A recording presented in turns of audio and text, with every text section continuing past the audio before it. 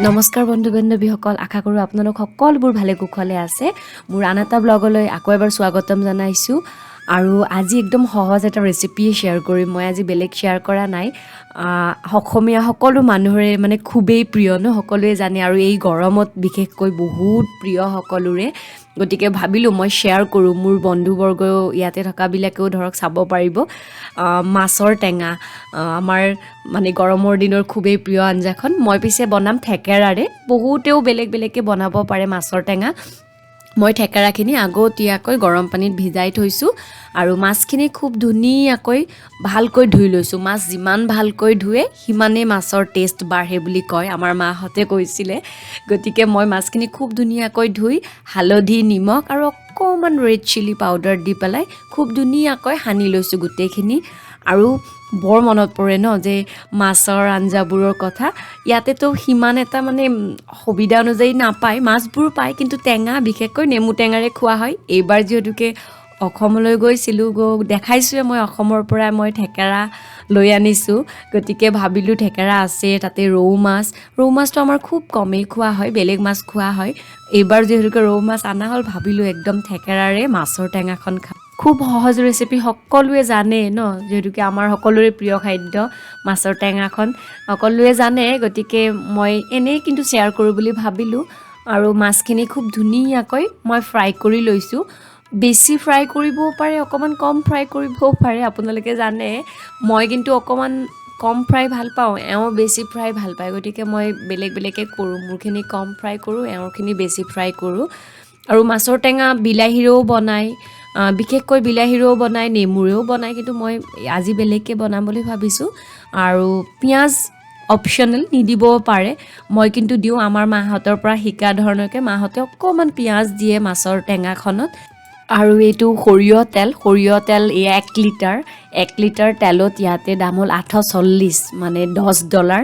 আমাৰ Indian currency হ'লে ক'বলৈ গ'লে 840 টকা পৰি যায়। কেতিয়াবা ছাডেনলি চেলত দিয়ে, তেতিয়া অকণমান কম দামত দিয়ে। বহুত দাম সৰিয়হ তেলৰ, মানে আমি খুব কমেই খাওঁ, মাছ মাংস খালেই খাওঁ। আৰু এয়া দিলোঁ সৰিয়হ তেলখিনি দি পেলাই প্ৰথমতে আলুখিনি ভাজি ল'ম। আলুটো অপশ্যনেল, কিছুমানে দিয়ে কিছুমানে নিদিয়ে। মই ভাবিলোঁ আৰু খাব যিহেতুকে দিওঁ। আৰু মাষ্টাৰ্ড অইল আমি যেতিয়া মাছ মাংস বনাওঁ তেতিয়া ব্যৱহাৰ কৰোঁ, বা দাইলখনত সম্ভাৰ দিলে ব্যৱহাৰ কৰোঁ, নহ'লে বেলেগ বেলেগ তেল খোৱা হয়। আৰু বহুতৰ পৰা গম পাইছোঁ, তথ্যবোৰৰ পৰা, যে তেলবোৰ যদি চেঞ্জ কৰি কৰি খায় তেতিয়া ভাল। আৰু সেই একে তেলতে মই অকণমান পাঁচফোৰণ আৰু সৰিয়হ দি দিছোঁ। 1 টিস্পুন সৰিয়হ, 1 টিস্পুন পাঁচফোৰণ, ৰঙা শুকান জলকীয়া 2টা আৰু এয়া তেজপাত 1টা দিছোঁ। অকণমান লৰাই দিছোঁ। এতিয়া সৰু সৰুকৈ কটা পিঁয়াজ দিছোঁ। পিঁয়াজখিনি আৰু গোটেই শুকান জলকীয়া পাঁচফোৰণখিনি ভালদৰে ফ্ৰাই কৰি ল'ম।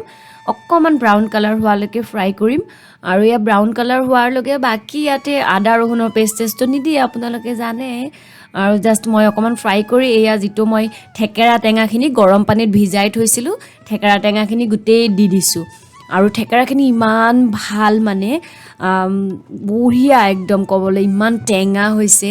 আৰু থেকেৰা টেঙাখিনি দিয়াৰ পিছত মই জলকীয়াটো নমাই থ'লোঁ। মই ভাবিলোঁ আৰু খাব নহয়, এই জ্বলাটো বিৰাট জ্বলা, থাই ৰেড চিলি একদম বহুত জ্বলা, গতিকে মই নমাই থৈ দিলোঁ। আৰু থেকেৰাখিনি দি পেলাই হালধি পৰিমাণ অনুযায়ী দিছোঁ, একদম কম হালধি। আৰু হালধিখিনি দিয়াৰ পিছত এয়া লৰাই দিছোঁ।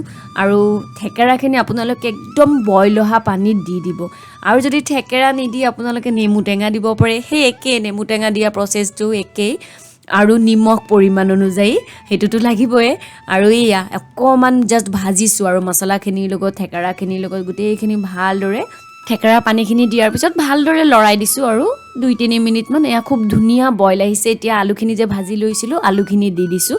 আলুখিনি দিয়াৰ পিছত আৰু জাষ্ট লৰাই দিম আৰু অকণমান আলুখিনি সিজা ধৰণৰ হোৱালৈকে ফ্ৰাই কৰিম মোটামুটি এইখিনি গাঢ়া হ'বলৈ দিম একদম পুৰা বইল আহিছে আৰু কালাৰটো চেঞ্জ হৈ আহিছে আলুখিনিও গোটেই খুব ধুনীয়াকৈ মানে অকণমান বইল হৈছে আৰু এতিয়া একদম দেখিছেনে আলুখিনি দিয়াৰ পিছত পুৰা গাঢ়া হৈ গৈছেকৈ মই পানী দিছোঁ গৰম পানী দিব কিন্তু গৰম পানী মই 2 কাপ দিছোঁ যিমান জোখেৰে আপোনালোকে জোল কৰিব সিমান জোখেৰে দিব পাৰে আৰু টেঙাটো অনুযায়ী দিব লাগিব মোৰ অকণমান বহুত টেঙা আছিলে আৰু এয়া নিমখ কম আছিলে গতিকে নিমখ দি দিছোঁ মই নিমখ দিয়াৰ পিছত জাষ্ট বইল আহিবলৈ দি দিছোঁ আৰু পানী 1 কাপ দিলোঁ দেখিছেনে কাৰণ মই যেতিয়া 1 কাপ পানী দিয়াৰ পিছত টেঙাটো চাইছিলোঁ বহুত টেঙা হৈছে থেকেৰাটো ইমান ভাল পুৰণা থেকেৰা চাগে মোৰ শাহুমায়ে দি পঠাইছিলে বহুত ভাল থেকেৰা আৰু পানী দিয়াৰ পিছত খুব ধুনীয়াকৈ বইল এটা আহিবলৈ দিম এটা বইল আহাৰ লগে লগে এয়া ভজা মাছখিনি দি দিছোঁ আৰু ভজা মাছ দিয়াৰ পিছত আচলতে টেঙাৰ আঞ্জাত বইল আহিবলৈ দিব লাগে মাছখিনি আচলতে যিমানে গোটেই টেঙাৰ মানে জোলটোত পানীখিনিত টেঙা পানীখিনিত উতলিব সিমানেই মাছৰ ভিতৰে টেঙা ভাৱটো একদম সোমাই যাবগৈ গতিকে একদম ধুনীয়াকৈ বইল আহিবলৈ দিব লাগে আৰু মই এতিয়া তাত ঢাকোন লগাই দিম ঢাকোন লগাই মোটামুটি মই 5 মিনিটমান কণ্টিনিউৱাছলি বইল আহিবলৈ দিম যাতে গোটেই টেঙা ভাৱটো মাছত সোমাই যায় এইপিনে মই লৈছোঁ গুড়া চাউলৰ গুড়া 1 চামুচ আৰু পানী লৈছোঁ অকণমান পানীখিনি আৰু চাউলৰ গুড়াখিনি ভালদৰে মিহলি কৰিছোঁ এইটো প্ৰসেস আপোনালোকে কৰিব যেতিয়া আপোনালোকৰ মানে পাতল পানীয়া খাবলৈ মন নাযায় টেঙাৰ আঞ্জা নহলে বহুত পাতল হৈ যায় আৰু আলু দিলে আলু যদি ভাঙি দিয়ে তেতিয়াহলে আপোনালোকে আৰু মানে চাউলৰ গুড়ি দিবই নালাগে আৰু মই যেহেতুকে আলুখিনি ভাঙি নিদু গতিকে মই সেইকাৰণে চাউলৰ গুড়িটো দিম আৰু কেতিয়াবা আপোনালোকে কিবা বনালে যদি বহুত পনীয়া হৈ যায় তেতিয়া চাউলৰ গুড়ি বা আটাৰ গুড়ি এদৰে পানীত মিহলাই দিবচোন খুব মানে ঠিক হৈ যায় আৰু একদম বহুত সময় মই মোটামুটি 5 মিনিটতকৈ বেছি উতলাইছোঁ 8 মিনিটমান খুব ধুনীয়াকৈ বইল কৰিছোঁ আকৌ মই পানী দিছোঁ আধা কাপ আচলতে মোৰ আঞ্জাটো বহুত টেঙা হৈ গৈছেগৈ চ' মই অকণমান পানী দিছিলোঁ আৰু এতিয়া এই চাউলৰ গুড়িটো দি দিছোঁ মানে চাউলৰ গুড়ি মিহলা পানীটো আৰু পানীটোত মানে মিহলাওঁতে লাম্প নাথাকে যাতে দেই লাম্প থাকিলে কিন্তু গোটেই লাম্পি হৈ যাবগৈ গতিকে চেকনিৰে চেকি দিব পাৰে আৰু দেখিছেনে বহুত মানে গাঢ়া হৈ গৈছে ঠিক হৈ গৈছে মই আলুখিনিও ভাঙি দিয়া নাই মই চাউলৰ গুড়িটোৱে এইদৰে মিহলি কৰিছোঁ পানীত আৰু কেতিয়াবাও যদি আপোনালোকে টেঙাৰ আঞ্জা বনালে বহুত পনীয়া হৈ যায় ন কেতিয়াবা তেতিয়া আপোনালোকে চাউলৰ গুড়ি দি দিব তেতিয়া খুব ধুনীয়া গাঢ়া হয় খাবলৈও ভাল হয় আৰু মই চাউলৰ গুড়িৰ পানীটো দিয়াৰ পিছতো মোটামুটি 8 মিনিটমান খুব ধুনীয়াকৈ এইদৰে মাছখিনি টেঙাৰ জোলটোত বইল হ'বলৈ দি দিছোঁ যাতে খুব ধুনীয়াকৈ গোটেই টেঙাৰ মানে ভাৱটো মাছৰ ভিতৰে সোমোৱাই যায়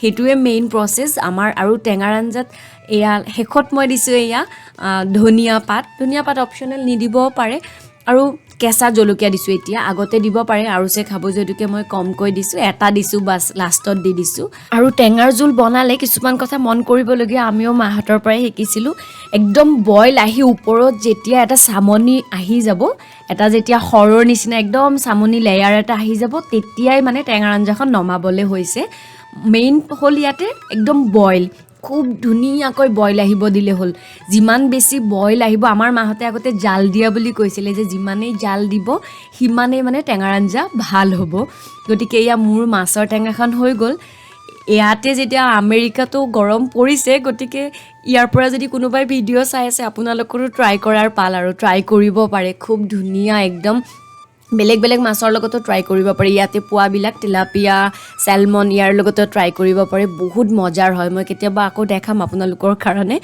আৰু মোৰ তেতিয়াহ'লে আজি মাছ টেঙাৰে গোটেই ভাত আঞ্জা ৰেডি হৈ গ'ল এতিয়া আপোনালোকৰ পাল আপোনালোকেও নিশ্চয় ট্ৰাই কৰক বহুত গৰম পৰিছে ন খালে খুব গোটেই গাটো ঠাণ্ডা পৰি যাব আজি ভিডিঅ'টো মই ইমানতে সামৰণি মাৰিছোঁ আপোনালোকৰ যদি মোৰ ভিডিঅ'বোৰ চাই ভাল লাগে মোৰ ৰেচিপিবোৰ যদি ভাল লাগে মোৰ ভিডিঅ'টোৰ যদি নতুন ভিউৱাৰ্ছ হয় প্লিজ মোৰ চেনেলটো আপোনালোকে ছাবস্ক্ৰাইব কৰি দিব লাইক কৰিব কমেণ্ট কৰি জনাবলৈ নাপাহৰিব নেক্সট এটা খুব সুন্দৰ ভিডিঅ'ত লগ পোৱাৰ আশাৰে আজিলৈ bye bye thank you very much